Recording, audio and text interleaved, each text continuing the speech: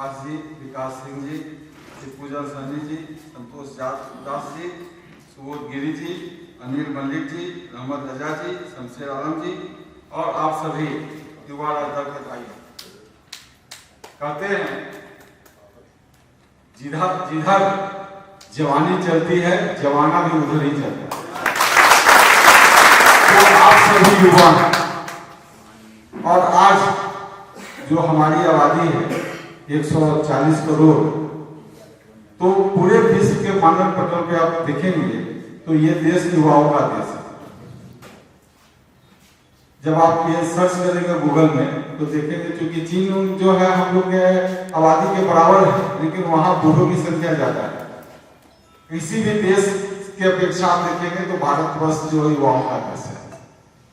पिछले 10 साल में 2014 का आप याद कीजिए, जब पहली बार मोदी सरकार प्रधानमंत्री के दौर में आए थे और सोशल मीडिया पे और वोकल होंगे, अगर सबसे पहला अगर कोई सपोर्ट किया था नरेंद्र मोदी का तो देश के युवा ही थे। और उन्हीं के कारण, उन्हीं के मेथड के कारण प्रधानमंत्री जी सत्ता में भी आए। हमारी बेटी उस समय मेडिकल में पढ़ती थी और मैं यहाँ चुनाव लड़ रहा था। वो अपने पैसे से टिकट कटा के हाजीपुर में वोट डालने के लिए आए थे नरेंद्र मोदी। तो समझिए कि उस समय युवाओं की क्या दीवानी थी। लेकिन पिछले 10 साल युवाओं को सिर्फ दिल्ली तो अपेक्षा ही। अभी जो ये जो 400 पार का नारा दे रहे हैं तो उसको भी बारीकी से समझना पड़ेगा। इसमें भी गड़बड़ छोड़ा जा रहा है। 400 पार के बाद अगर ये संविधान को छेड़छाड़ करते हैं तो उससे सबसे ज्यादा नुकसान अगर किसी को होगा तो देश के युवा को होगा। युवा के साथ साथ उसमें जो दलित वर्ग, शेड्यूल कास्ट, शेड्यूल ट्राइब, अति पिछड़ा समाज और ओबीसी समाज, ये सबसे ज्यादा प्रभावित होते हैं। स्वर्ण कास्ट के जो भी लोग हैं वो आर्थिक रूप से हम लोग से अगर आप देखेंगे तो बहुत ज्यादा मजबूत है। उनके पास जमीन जत्था भी है, बैंक बैलेंस भी है, बहुत सारा उपाय है। तो आप अपने बच्चे को तो पढ़ा भी लेते हैं, डिग्री भी ले लेते हैं। अगर किसी कारण पे से नौकरी अगर नहीं मिलती है तो उनके परिवार में कोई अतिरिक्त बोझ नहीं पड़ता। लेकिन हम लोग के दलित परिवार में, अति पिछड़ा समाज में अगर बच्चे हायर एजुकेशन के लिए जाते हैं, 5वीं परीक्षा तक तो कोई दिक्कत नहीं, 12वीं तक में तो कोई दिक्कत नहीं है। लेकिन 5वीं से ऊपर में जब जाते हैं, जब आपको इंजीनियर बनना हो, MBA करना हो, LLB करना हो, डॉक्टर बनना हो, CA बनना हो, तो सभी के लिए हायर एजुकेशन के लिए बहुत सारा धन लगता है। तो बच्चे क्या करते हैं, एजुकेशन लोन लेते हैं। एजुकेशन लोन में तो पढ़ लेते हैं, डिग्री भी ले लेते हैं, लेकिन रोजगार उपलब्ध नहीं हो पाता। ये पिछले 10 साल के शासन काल में सबसे ज्यादा अगर कटौती किसी चीज का हुआ है तो नौकरी का ही हुआ।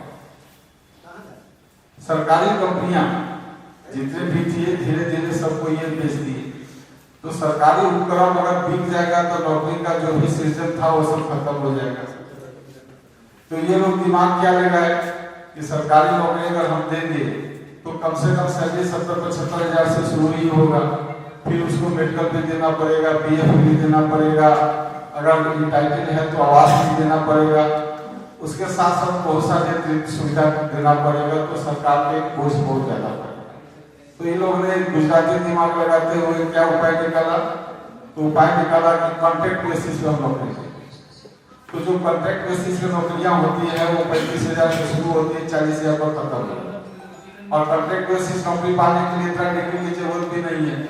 वो तो साधारण ग्रेजुएशन कर लीजिएगा, अच्छा अंग्रेजी बोलिएगा तो सब नौकरी आराम से मिल जाएगी। और लोग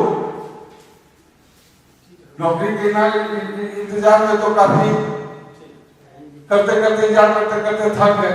अब नौकरी नहीं मिला तो देख रहे चलो एक कॉन्ट्रैक्ट बेसिस ही नौकरी कर लेते हैं। कर भी रहे मजबूरी में। तो कॉन्ट्रैक्ट बेसिस नौकरी में तो सीधे मुठभेड़ के साथ होता है। महीना आपका हुआ 30 दिन हुआ तो भाई 30,000-35,000 लोग भर जाओ। नौकरी गरीबों के लिए नहीं है। वो भी नौकरी जो है उसमें भी आरक्षण का कोई लाभ नहीं मिला। और मैंने ये बात सदन में उठाया था। अगर किसी भाइयों को चाहिए तो मैं सर्विसियों की फाइट करा दूंगा। मैंने कहा था कि कॉन्ट्रैक्ट बेसिस में नौकरी में अक्षर नहीं मिलता, टिकट कटने का वो बड़ा कारण था। दो कारण हमको प्रमुख लग रहा है, एक तो निजी क्षेत्र में जो कॉन्ट्रैक्ट बेसिस में नौकरी मिल रही है उसमें आरक्षण मांगना, और दूसरा जब नीतीश कुमार जी कहे थे कि देश में जातीय गणना होगी, तो मैंने भोकल रूप से कहा था, क्योंकि भाजपा वाले ऑब्जेक्शन कर रहे थे, तो मैंने भोकल भाजपा के सांसद रहते हुए मैंने बोला था कि जिस देश में गाय भैंस की गिनती हो सकती है उसमें जातीय गणना में क्या दिक्कत है। बात तो मुझे याद नहीं रही थी। तो ज्यादा आप लोगों को नहीं समझाना है, सभी लोग यहाँ पर राजनीतिक सोच रखने वाले, राजनीतिक मुद्दा का ये चुनाव है। अगर हम लोग के पक्ष में, ध्यान देने वाली बात है, अगर हम लोग के पक्ष में दलित वोट, अति पिछड़ा वोट अगर गोलबंद हो जाता है तो ये 40 से 40 सीटों को जीत लेंगे बिहार। और दूसरी बात, जब हम क्षेत्र में जाते हैं तो लोग अब भोकल होकर बोल रहे हैं, ये बहुत अच्छी बात है।